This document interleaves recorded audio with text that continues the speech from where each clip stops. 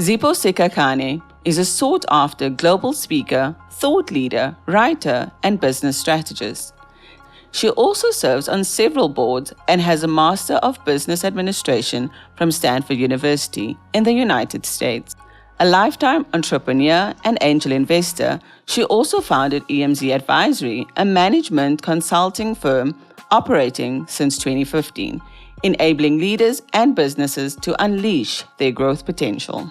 In this podcast, she shares about her journey to self-discovery and accelerated growth in life, career, and business on a more intimate setting, a podcast. Welcome to Mastery Sessions with Zipho. I've been challenged many times in different walks of life and different stages of my life and my career to really share, what are some of the things that I feel that I leaned on to do things differently. Because let's be honest, naturally circumstances were not in my favor to be successful, to be impactful, to get to a point where I can really make a big difference. And especially if you look at the context of the world, whether it's based on my race, my gender, my age, my socioeconomic background, or even my location and the context globally, it was hard for me, to challenge myself to sit down and create space to share the insights, especially because, I've given various talks, I've written extensively, I've helped and used it even in my the work that I do, working with leaders of multinational corporations, with the businesses that I've built to enable them with their effectiveness. And so it has been really hard for me to challenge myself, to get to a point where I can call those things out. But as they always say, everyone has that aha moment, right? That single moment in life, and you go through an experience and you realize, you know what? I think something's changed. I think something is different. And I think I'm ready to share what are some of the tenets that I think are important on my journey and hopefully for your journey too. And of course, for me and probably for many, it was my Oprah moment. I remember it was a big dream for me to have an opportunity to meet her one day.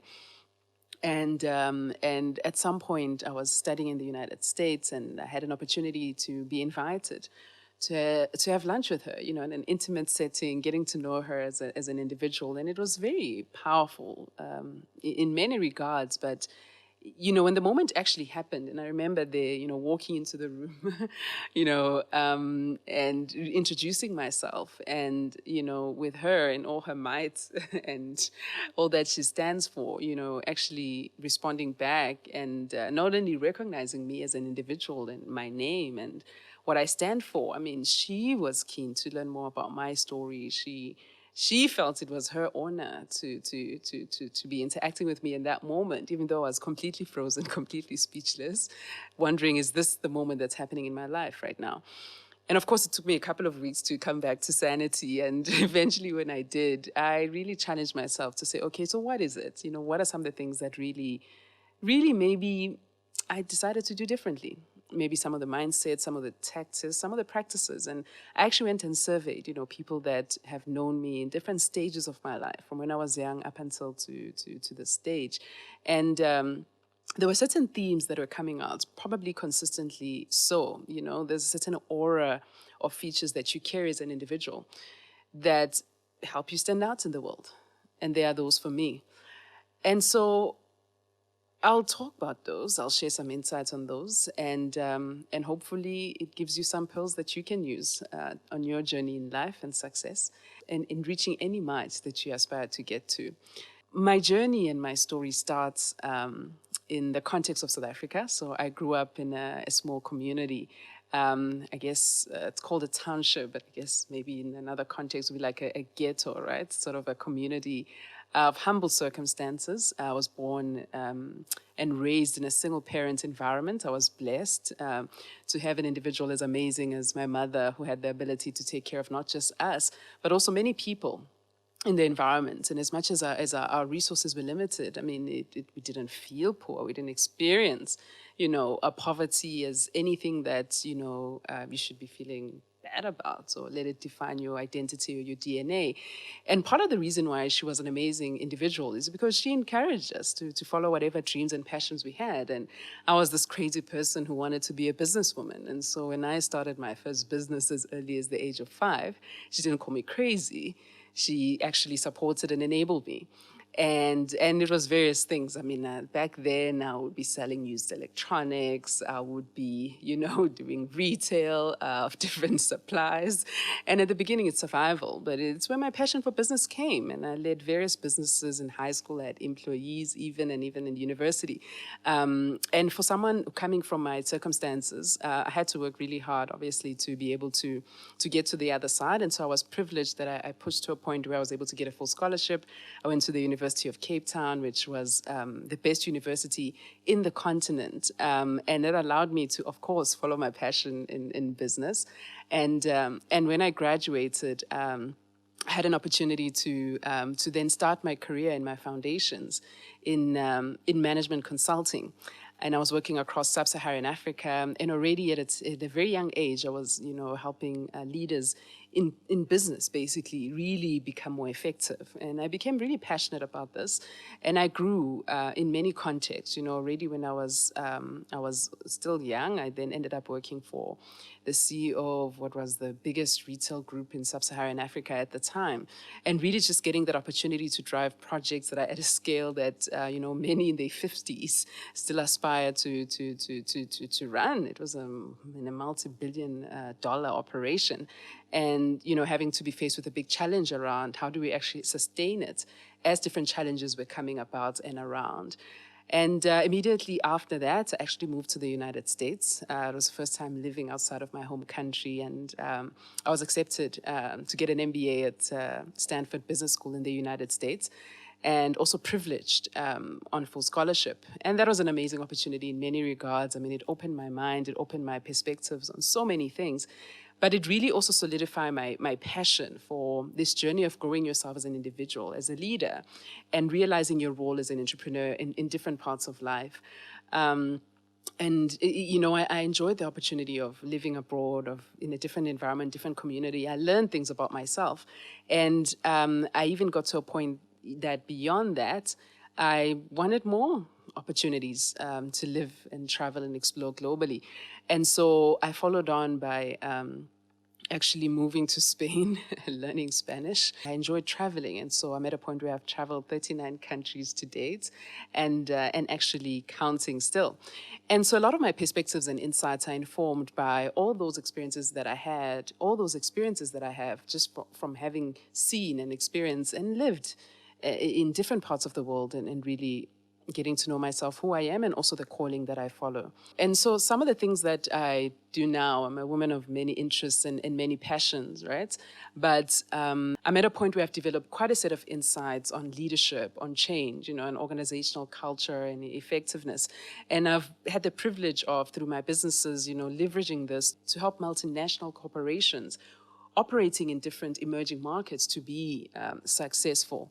And it's something that I'm very proud of, because there's nothing that drives and inspires me more when you have that opportunity, to interact, with that CEO, with that leadership team, and helping them tackle some of the most difficult and complex challenges. And of course, these days, it's now expressed more in my organization, which I built already in 2015. And we've had the privilege of serving more than 100 corporations at this stage. My team on a day-to-day basis, I mean, they're helping leaders, they're helping their teams, get to new heights, survive, and make it through some of the biggest disruptions that exist today. And they continue to come up with customized and strategic solutions, right? Whether it's in the public sector, it's in the private sector. And I'm also proud to have had the privilege of creating numerous employment opportunities for consultants, specialists, graduates, trainers, facilitators, who are all passionate about these topics and really bringing them to life. There's a few things that I also do, to give back, because I think it's important to play your role in the world. And so one of the things is I spent almost a decade actually funding and also advising entrepreneurs across Africa, the US and Europe. And it's something that I will continue to do as an angel investor. I also, have other things that are important to me. More known, obviously, is I enjoy, sharing my expertise and insights. So I've given a couple of talks. Some of my TED Talks are also out there. And I've also spent some years actually writing various insights on business for the Sunday Times. Spent many years doing that. And when I was sharing these insights, it was always important to me to share it in the context of the themes that are actually aligned with this, with the message of this podcast, because I think it's important to bring all of these pieces together. It's important in any time where you get a space to share anything, you do it from a place that aligns with your purpose. You do it from a place that aligns with who you are and really the tenets that have made you the individual that you are. For me, it's as simple as, me being a grounded optimist and staying confident, throughout the different phases in life, both the highest and the lowest periods that I've gone through. And, my optimism is always shown in me from when I was really young to this date, and probably will continue. I always have that positive mindset. I always believe that there's going to be some positive outcome that will befall me. And I'll never forget my dear deceased, grandmother. We had a very good relationship. And I remember she used to challenge me all the time when I was in my teens, when I was telling her all these things that I believed were going to be positive outcomes in my life, and I'll be this and that, most of which have actually materialized. I'm at a point where I've achieved a lot of the major milestones that I set for my life, my career, and any form of success. But she would always ask me, but like, you do know for you to get to this other outcome that you aspire, whether it's, building another business, you need to be able to also achieve these other steps before. And I said, yes, I know. And of course I will. And of course, with her grace and her, grounding, she would look at me, she would nod. And I'm glad she didn't discourage me, and I've also leveraged things like the power of visualization very strongly. I think, Oprah, I like it when Oprah uses the term when she says she's a powerful manifester. I'm like, yes, exactly. I manifest, that's what I do. And I keep doing that. And it's been a tool that's really helped me a lot in my journey to becoming an even more optimistic person. And when it comes to confidence, I've always similarly reflected in this. And I've always trusted myself, because confidence is really about trusting yourself, not someone else trusting you, but you trusting yourself to always do more, to do better, than what you could have done yesterday. And doing it well too, right? And I always had the audacity to raise my hand and try. I've never conformed to any stereotype or any belief about my potential, what I'm capable of, and what other people believe is the ceiling or the doors. I don't see any doors, I don't see any ceilings. And if there's a door, I find a way to bang it open. That's it, right? Because it's important to me, but I trust in my ability to do that. But also linked to that is my ability to consistently invest in expanding my competence, right? Because you can't just be confident for the sake of being confident. You need to develop the confidence and the competence that will enable that confidence, because it needs to come from somewhere. It can't be baseless. It needs to be stemming from your strengths that you've developed and harnessed over time. And then, of course, there's my grounding, which I've harnessed from my own cultural footprint. I've always made sure that I never forget where I come from, right? Because it's a part of who I am. It doesn't define me, but it's a part of who I am, And also I've invested a lot in just my journey with increasing my level of self-awareness, my level of consciousness, so that I'm more aware and conscious of the environment that surrounds me, right? Which in effect has helped me become even more effective, more aware of what is happening, and having more mastery of myself, my environment, and my context, and thus my ability to influence everything that's around me. And so how does one build these traits, right? How can you achieve your wildest dreams? Because I've achieved mine, and proud to have done so. And really the aim of the podcast is to help individuals get to that point. Ultimately, there'll always be hurdles in life that get in the way of whatever you're trying to achieve in life, in business, in society, and this podcast is really a way to a chance to just dig into some of these things further. And hopefully some of you can even share your insights as you go through and you listen to the content. And I, of course, have great gratitude to my team, who's put together a lot of efforts in assisting with solidifying so that we have this content to share with you. Some of them were, giving insights from the United States, States, from the UK, and even in South Africa.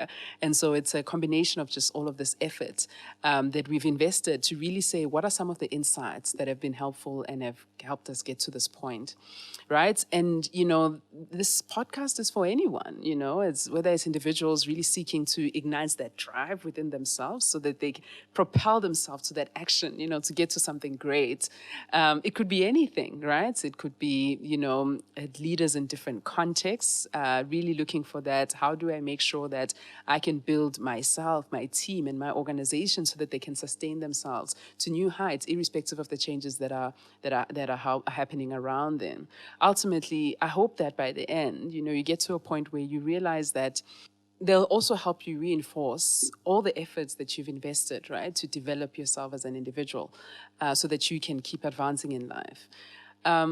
Now, the 3 key words, right, that I've decided to narrow down on, if you're thinking about grounding, right, and confidence and optimism, I mean, they're sort of distinctive in their own rights, but when they're properly understood and applied, right, they can really help you show up as your best self.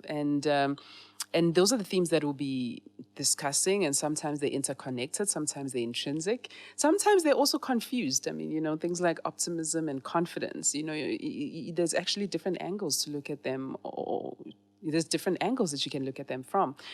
Confidence, in the context of this conversation is where you get to a point where you're really sure that you can drive yourself to really achieve something that you determined to get to, right? And optimism is expecting things to happen in all possible ways. And then grounding, of course, because it's important to remain just as grounded as much as possible, sensible and rational. And while optimism means expecting the best in all possible ways, but grounding, then, we shouldn't lose our minds, right? So, remaining grounded mentally, emotionally, amid all the constant changes that are happening all around us all the time. And it's difficult to have confidence without optimism, and probably vice versa. It's hard sometimes to stay grounded, the absence of the other two.